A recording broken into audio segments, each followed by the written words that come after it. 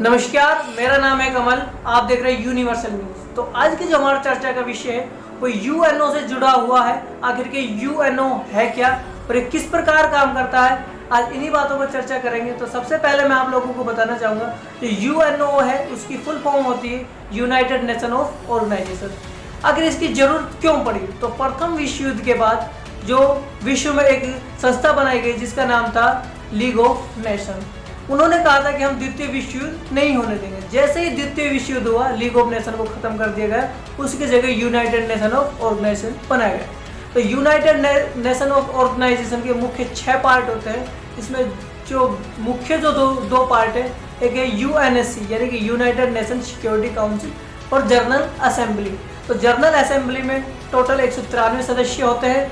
इनमें से जो अभी एक लास्ट नया सदस्य बना है वो है सूडान। 193 सदस्य बना है वो है सूडान। अब दूसरी बात मैं बात करना चाहूँगा United nation of security council की। तो इसे पुलिसमैन कहा जा सकता है, जो कहा जाता है। और दूसरी बात, ये सबसे पावरफुल पार्ट है इस यूएनओ का।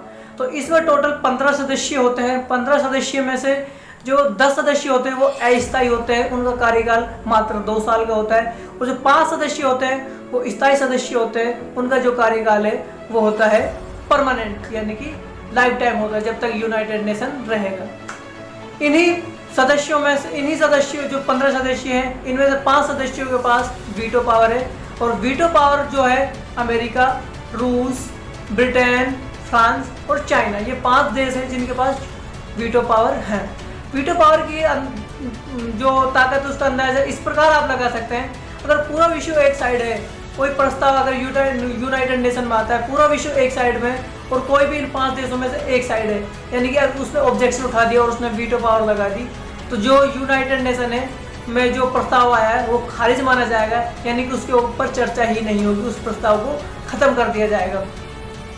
अब आप पूछोगे कि अभी जो मीडिया में जो हल्ला हो रहा है कि ऐसे भारत के प्रधानमंत्री नरेंद्र मोदी जी पहले से प्रधानमंत्री जिन्होंने यूएनएससी की अध्यक्ष पद को संभाला और पूरी सभा को संबोधित किया, तो उससे भारत को क्या फायदा होगा? तो भारत को फायदा होने वाली बात यह है कि आप इस बात का अंदाजा इस प्रकार लगा सकते हैं, जब हमारे देश में जम्मू कश्मीर में से धारा 370 को हटाया गया था, तो उस समय जो अध्यक्ष पद जो संभाल रहा था वो पोलैंड था। तो जो पाकिस्तानी जो हमारे पड़ोसी देश है, उसने इस मामले को यूएनएससी में उठाने की कोशिश करी। तो जैसे ही उन्होंने उठाने की कोशिश करी, तो जो उस समय जो अध्यक्ष थे वो पोलैंड थे। तो पोलैंड अध्यक्ष को उस समय इतनी पावर होती है कि वो किसी जो भी प्रस्ताव उसके ऊपर चर्चा होगी या नहीं होगी, इसको डिसाइड करेगा अध्यक्ष, यानी कि जो उस समय का अध्यक्ष होगा।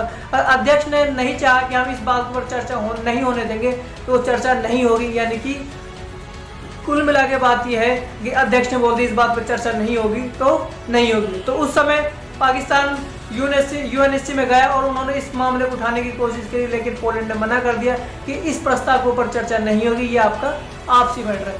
अब दूसरी बात मैं आप लोगों को यह बताना चाहूँगा, जो अब तक सबसे ज़्यादा जिन्होंने वीटो पावर लगाई है किसी भी प्रस्ताव के ऊपर, वो है रूस, उसके बाद आता है अमेरिका, उसके बाद आता है ब्रिटेन, उसके बाद आता है फ्रांस, उसके बाद आता है चाइना।